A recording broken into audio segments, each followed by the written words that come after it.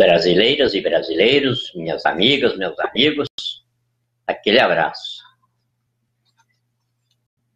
Aos soldados da Guarda Presidencial, aos meninos da portaria, o meu respeito, a minha admiração, o meu abraço. Vamos prosear agora, na qualidade de peão da nação. Preciso prestar conta todos os dias, mas por enquanto estou num acampamento ainda, não tenho aquela aparelhagem necessária lá do palácio, mas dentro de pouquinhos dias, a qualquer hora, vou começar a dispor disso aí. Então, agora, eu vou apenas ler para vocês o ato final agora. Aquela encenação que foi feita na vez passada aí com o coronel, aquele que apareceu. Aquilo aí ainda não era o ato final. Precisávamos ter mais estes expedientes aqui para encerrar o procedimento interventorial. Então, no encerramento aqui, que fizemos hoje no Supremo Tribunal Federal, está aqui os recebimentos a Corte Constituinte, pelo Comando da Marinha, Comando do Exército e Comando da Aeronáutica, como a Constituição manda que a gente proceda. Nisso aqui, para iniciar o expediente como presidente do Brasil, na intervenção que nós começamos em 2005, com a CPI dos Correios, do Mensalão, nós não podíamos ter um início submetido ao Supremo Tribunal Federal com o efetivo que ele tem. Então, eu não levanto deméritos em nenhum dos 11 ministros, mas dentro da esfera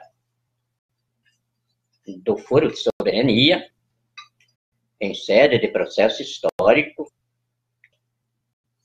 eu não posso reconhecê-los como magistrados, desde o momento em que eles não reconheceram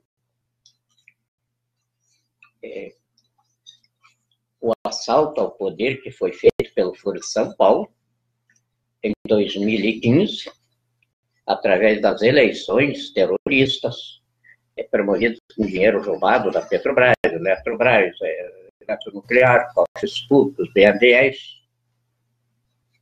E depois disso, o Superior Tribunal Eleitoral declarou a inexistência daquele mandato no veredicto proclamatório do seu presidente, ministro Gilmar Mendes, que foi bem claro que não existia mandato para ser cassado, porque era uma quadrilha de bandidos que tinham assaltado a instituição da presidência da República através do Foro de São Paulo.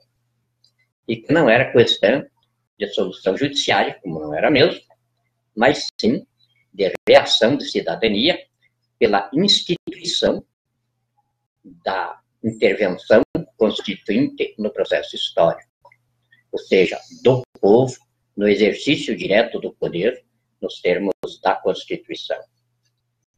Então, eu, como magistrado de Estado, com as primeiras tarefas bastante espinhosas agora, de começar o expurgo da bandidagem comunista, terrorista do poder, eu tenho de começar pelo Supremo Tribunal Federal. Não que qualifique os senhores ministros nessa posição, mas é a posição que eles resultam na aplicação da regra universal do direito acusatório que estabelece: quem por qualquer modo se associa a bandido ou a quadrilha de bandidos, você faz parte com eles nos crimes por eles praticados. E essa é a posição dos ministros do Supremo Tribunal Federal. Além disso, são os próprios ministros que, pelo desassombro do ministro Gilmar Mendes, acabaram mostrando que não existe mais Supremo Tribunal Federal. Não existe mais magistrados com poder de prender, com poder de confinar pessoas, porque não existe mais Estado. Não existindo Estado, os juízes têm capacidade de investidura, ou seja, legitimidade de nomeação para os cargos, para administrar feitos judiciários e proferir sentenças. Mas não tem o poder de coação, que esse é do Estado.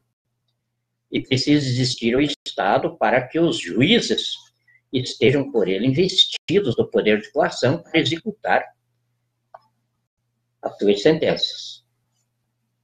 É o caso, então, de nós estarmos vendo aí um juiz de uma corporação terrorista inferior prende, outro juiz de corporação terrorista superior solta, e essa baderna que se instalou, que chamam de democracia, quando na verdade nós temos uma cleptocracia, com o país transformado num sindicato de ladrões.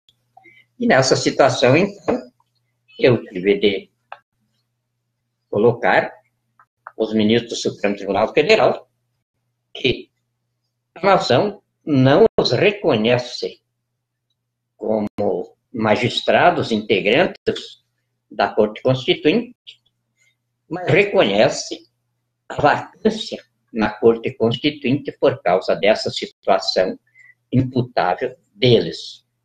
Situação que nos obriga a destituí-los das investiduras, porque a Constituição estabelece que para o povo não se instituir numa ditadura absolutista, o Supremo Tribunal Federal está colocado pela Constituição como o limite do exercício direto do poder. E então, tudo aquilo que eu tenho de executar como magistrado de Estado para deslanchar o governo tem de passar pelo Supremo Tribunal Federal, como eu venho dizendo desde o início e mostrando aqui. Então, é o Supremo Tribunal Federal que homologa os atos do povo no exercício direto do poder. Para ele homologar isso aqui, o ato tem de ser rigorosamente constitucional, legítimo, institucional e necessário. Esses são os quatro requisitos da funcionalidade do governo constituinte da República. Então, aqui, antes de convocar as Forças Armadas, eu tive de situar essa convocação na exceção, seria isso. Mas assim, na esfera do Poder Judiciário, seria a exceção dos magistrados excelsos, a exceção de suspeição. A exceção de suspeição dos magistrados excelsos para homologarem o expediente de Estado. Isso aqui chama-se relação de expedientes interpoderes. É como as relações diplomáticas entre países. Isso aqui não é um poder peticionando a outro, não existe isso. São relações interpoderes legitimando os atos recíprocos de governo, de magistratura e os demais. Aí não preciso pormenorizar o que vai acontecer. Apenas vou ler aqui a convocação e vocês vão entender. Convocação das Forças Armadas. O povo, no exercício direto do poder, nos termos da Constituição, no Presidente Constituinte da República, Célio Evangelista Ferreira do Nascimento, no desempenho da magistratura de Estado, em foro de soberania, na execução do artigo 1º, incisos 1º e 2º e parágrafo único, o artigo 4º, incisos 1º, 3º e 8º, o artigo 84, incisos 13, 28 e o artigo 142 da Constituição, convoca as Forças Armadas para a reinstalação do Estado Democrático de Direito e consequente desmontagem do Estado paralelo, comunista, terrorista de bandidos, implica na prisão do meliante Miguel Elias Temer Lula, bandido, terrorista, apátrida, genocida, ladrão do país em flagrante esbulho da instituição da Presidência da República e usurpação do respectivo cargo.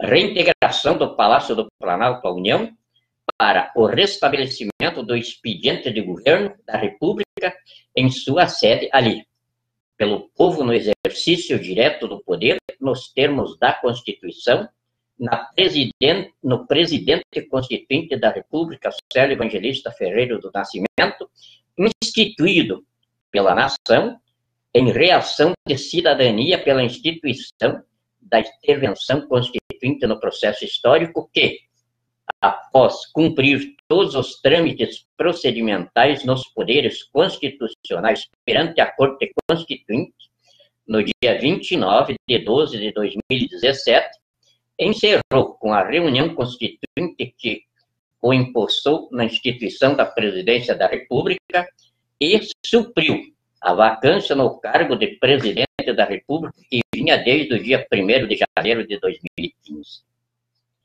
Para cuja convocação as Forças Armadas já se manifestaram no comando do Exército, exposto à nação nos pronunciamentos seguintes.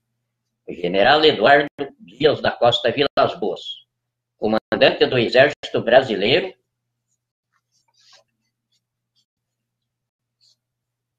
esclarecendo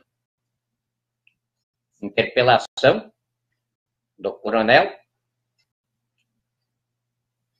Valcir Monteiro da Mota.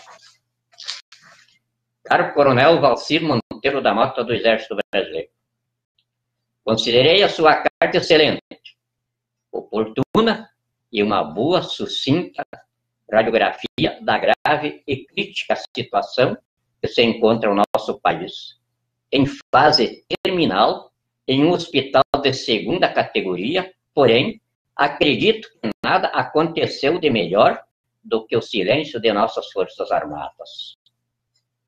A experiência e o bom senso nos leva a defender a união, a hierarquia e a disciplina de nossas Forças Armadas, preceitos que creio, do fundo de minha alma, ser o caminho e a única esperança para a volta da democracia e do Estado de Direito ao Brasil.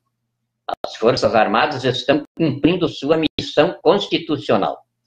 Estão sempre em treinamento e estudos, e preparadas para defender a pátria e o povo brasileiro.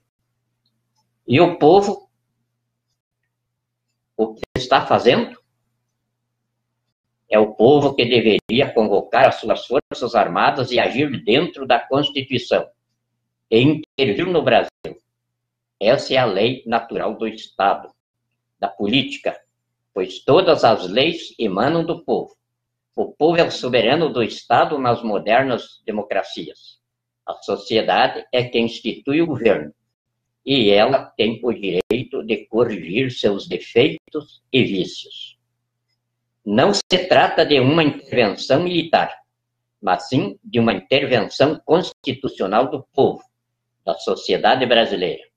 Os militares são um instrumento previsto na Constituição para intervir em nome do povo, quando as instituições estão corrompidas. Não será fácil. Eles não sairão na boa. E nós não podemos mais admitir essa facção criminosa de todos os políticos e partidos desgovernando o nosso país. O povo ainda não entendeu, apesar da grande maioria hoje acreditar novamente em suas Forças Armadas e defender e pedir a intervenção constitucional, convocando nossas Forças Armadas para retirar os usurpadores do poder no Brasil.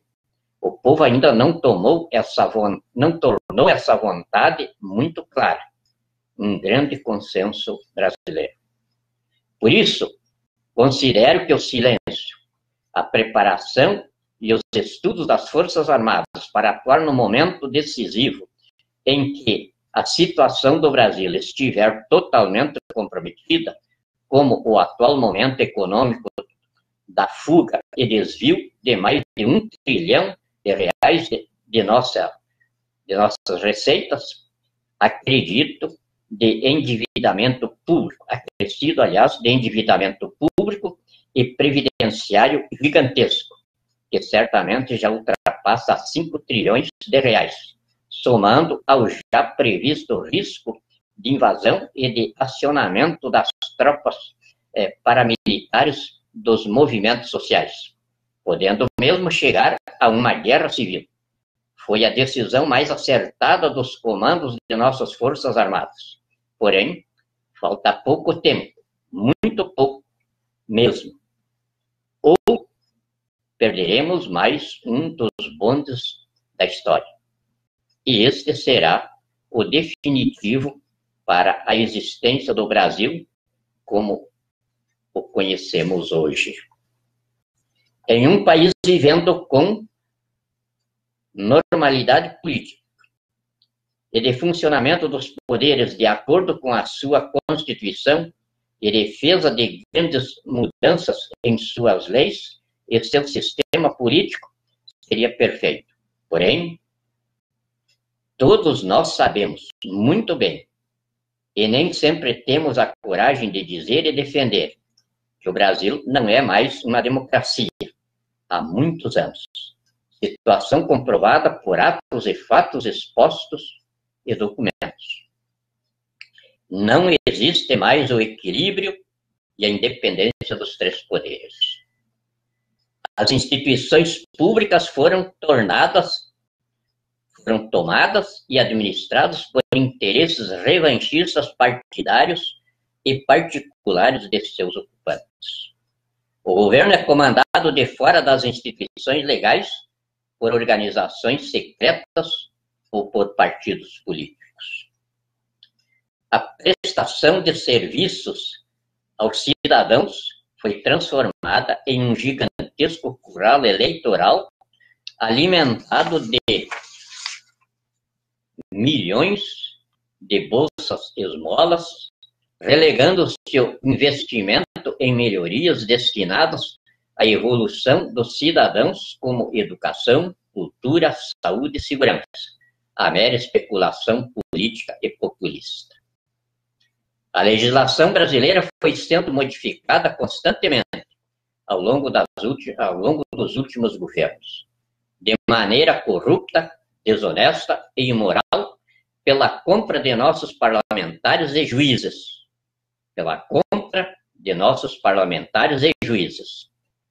Não representando a tradição e a ideologia, os costumes, a ética e a moral da maioria do povo brasileiro.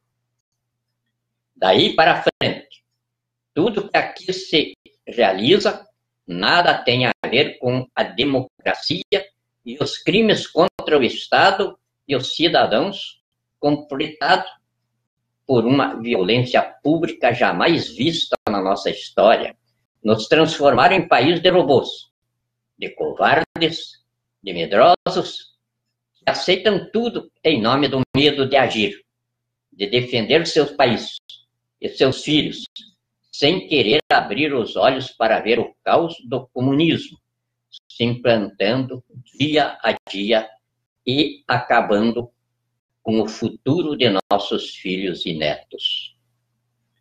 Rui Barbosa afirmava que a chave misteriosa das desgraças que nos afligem é esta, e só esta, a ignorância popular, mãe da servilidade e da miséria. E principalmente nas últimas décadas, quase 130 anos depois, a nossa desgraça é a mesma. Talvez até muito pior e perniciosa, pois provocada por interesses escusos e intenções malévolas da manutenção eterna de um grupo déspota, criminoso e patriótica no poder. Não resta nenhuma dúvida que se existe uma força civil que realmente representa o povo brasileiro e que realmente possui capacidade e poder de mudar os rumos do Brasil, essa é composta dos militares, que não passam de cidadãos soldados, segundo um dos maiores heróis da proclamação da República do Brasil, Benjamin Constant, que difundiu suas ideias entre a jovem oficialidade do Exército Brasileiro e criou a doutrina do soldado cidadão, onde todos os membros das Forças Armadas são, antes de tudo, cidadãos de um regime republicano. Exigir mudanças é questão de honra, dizem. Mas não é assim tão simples. Com todos os poderes do governo totalmente dominados, torna-se impossível a elaboração, a votação de qualquer lei, emenda ou constituição que não seja para atender à ideologia e os interesses pessoais dos políticos atuais e dos grupos que os apoiam e sustentam. O sistema político eleitoral brasileiro não possibilita a menor chance de confiabilidade ou de mudanças no atual estado criminoso de governo e dos poderes legislativo e judiciário responsáveis pela lisura da elaboração e do cumprimento das leis, pois também fazem parte da mesma quadrilha que domina todo o Estado, o que não dá a menor oportunidade ao povo brasileiro. Os cidadãos brasileiros nunca encontrarão uma saída para a sua atual exploração, o seu sofrimento e a sua condenação ao atraso e ao subdesenvolvimento, ocupando posição no índice de desenvolvimento humano, muito mais abaixo do que um país rico como o Brasil, segundo o governo petista, a 7ª ou 8ª economia do mundo. Deveria ocupar, sem a promoção, antes de mais nada, de uma revolução cidadã, aos moldes do que tem ocorrido em vários países que foram manietados por governos déspotas e absolutistas. Quando a ditadura é um fato, a revolução é um dever. Quando a ditadura é um fato, a revolução é um dever, diz o nosso líder máximo do Exército. O Brasil não tem um rei. O povo é o rei. O soberano do Estado republicano. O povo tem o direito e o dever de convocar suas forças armadas para restabelecer o Estado de Direito, a ordem e a segurança. O povo tem o direito e o dever de propor a ratificação a criação de um novo sistema político para se estabelecer um novo Brasil. Isto porque serão sempre os mesmos políticos criminosos que farão as leis. E vocês acham que poderemos perder tempo e esperar alguma mudança em benefício do país e da população oriunda desse lado? Nunca. Mas uma ação dessa magnitude também não seria legal e inconstitucional?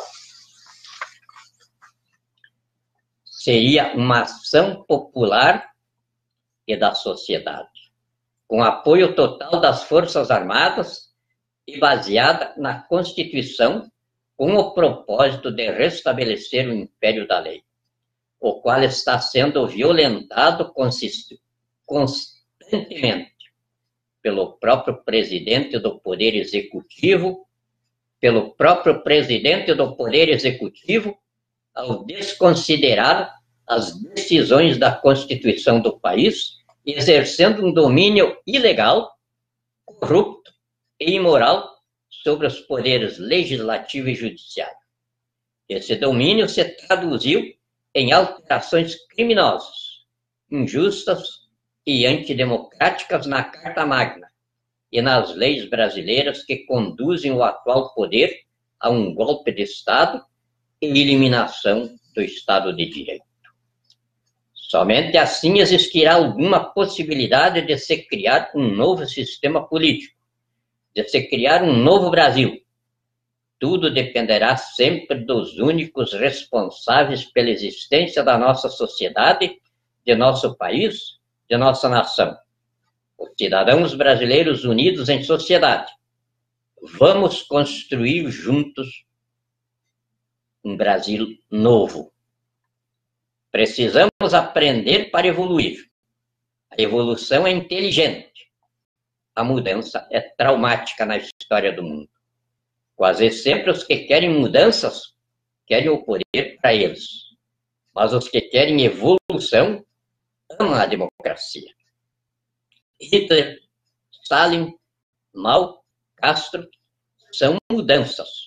Morte. Rui Barbosa, Castelo Branco, Médici, Geisel, Figueiredo são evolução, progresso. Eis a orientação sábia do comandante Eduardo Dias da Costa Vilas Boas, me orgulhando como chefe supremo e autoridade suprema das Forças Armadas. Dentro desta orientação, saiba, grande brasileiro, ministro de Deus, que não carrega a espada para enfeite, mas para conter os maus em benefício dos bons. A história o reverenciará e as gerações futuras não deixarão de ler esta sua recomendação.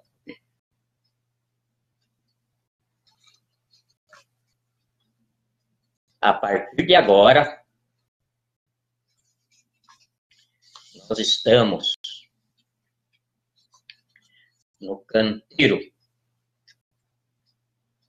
de instalação do Brasil Novo, que o comandante Eduardo Dias da Costa Vilas Boas recomenda. Não queremos confronto, mas também não esperamos mais. Sou o presidente constituinte do Brasil.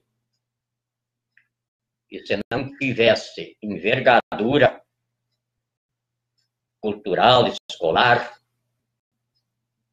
se não tivesse hombridade, honradez e caráter,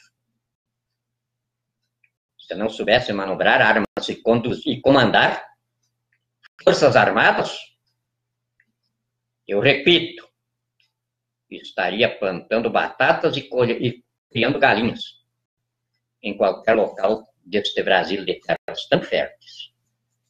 Porque sou roceiro, nasci na terra, filho de roceiro, de judeu de Bombacho, do Planalto Gaúcho.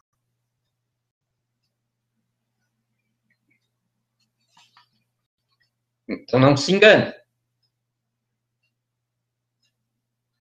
Eu vou começar o expediente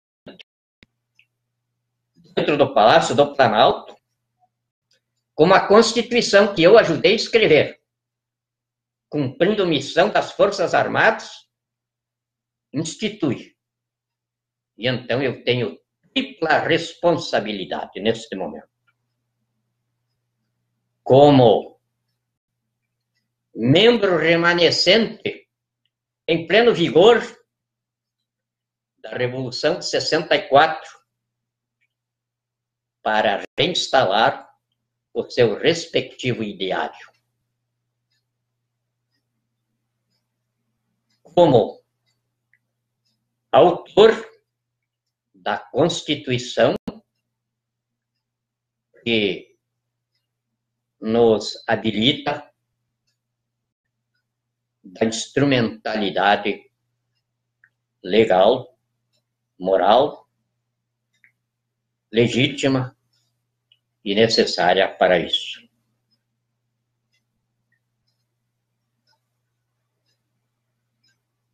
E a responsabilidade perante a nação, que em suas forças armadas desde 2005 confia em mim. Em 2012, quando eu assumi o patrocínio da Reação de Cidadania da nação pela instituição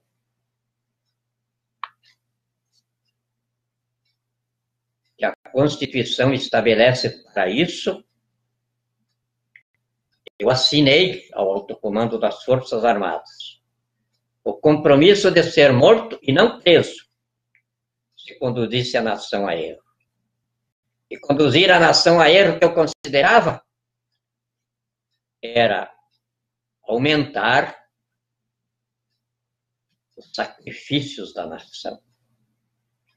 Era aumentar o martírio, era aumentar o gemido, era aumentar o sofrimento. Já me prostrava ao máximo. Então, é claro que jamais eu me apresentaria com arrogâncias, como professor de Deus, exibindo poder. Até porque desde muito criança eu aprendi com a natureza que se o leão exibisse as suas garras, ele morreria de fome. E nós, leões da tribo de Judá,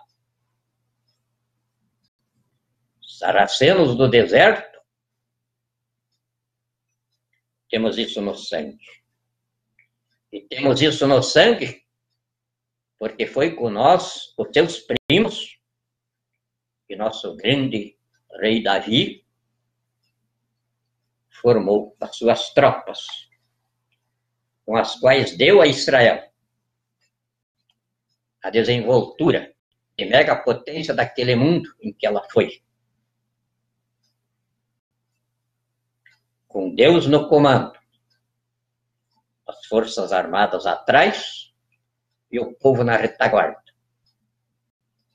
cujo ensinamento, recebido por Moisés do próprio Deus, o grande general Moshe Dayan, em 2007, 2000, aliás, desculpe, em 1957, acreditando que Deus não mente. Em 7 dias, consolidou o Estado de Israel, em cuja consolidação hoje é a maior potência de conhecimento e de domínio das altas tecnologias da vida civilizada.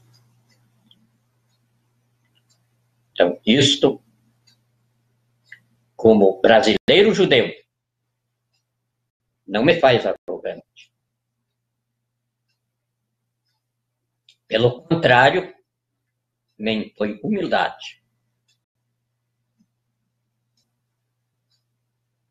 Muita humildade diante da minha descendência, perante o meu Deus, que é o Deus do povo brasileiro, desde o dia 26 de abril de 1500, quando os descobridores da terra a entregaram em posse para Deus.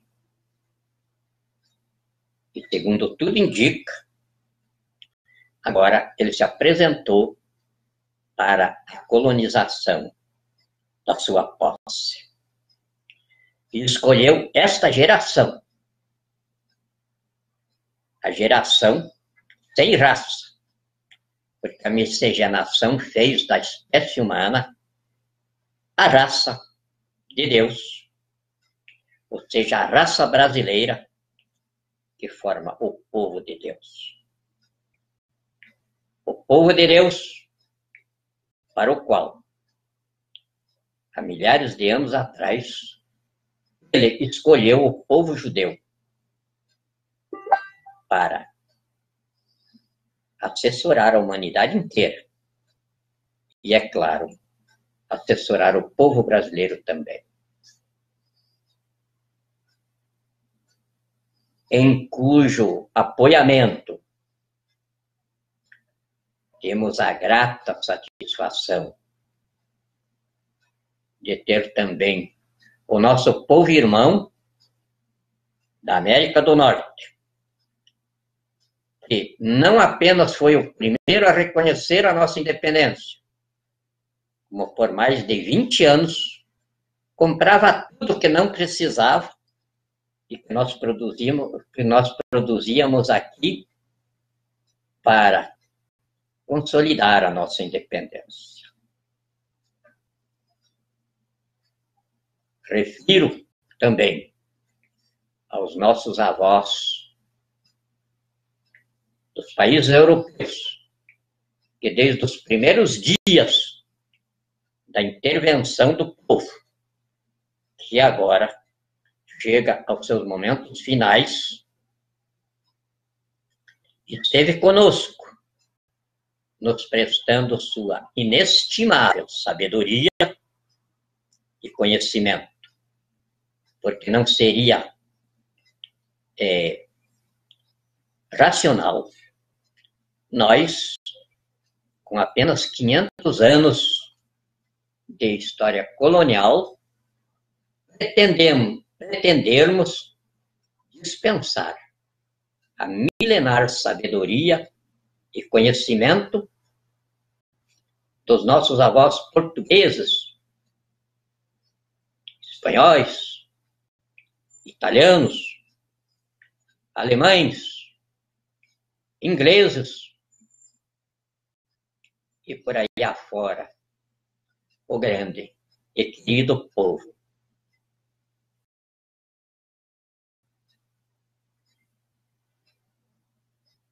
É assim que o Brasil Novo, anunciado pelo general comandante Eduardo Dias da Costa Vilas Boas, está surgindo. Surgindo em suas forças armadas, não como poder tutelar da nação, mas como força de equipamento dela. de equipamento dela não mais como colônia, mas como megapotência do mundo, porque assim sonharam os governos militares de 64 a 85, aos quais tive a honra de servir e com os quais aprendi para ser o vosso peão de hoje. Meu coração não é tão grande, mas guarda todos os brasileiros, todas as brasileiras, com um fervor enorme. A pátria é o abrigo da nossa procriação. E eu acredito em Deus. Será eterna. Porque, como nunca saímos das nossas encrencas, pisando cadáveres, molhando nossos pés em sangue, também desta vez estamos repetindo a nossa história de fraternidade, de tolerância, de espírito de justiça em comum, provando que somos a raça brasileira do povo de Deus. Muito obrigado. Deus os abençoe e vos guarde.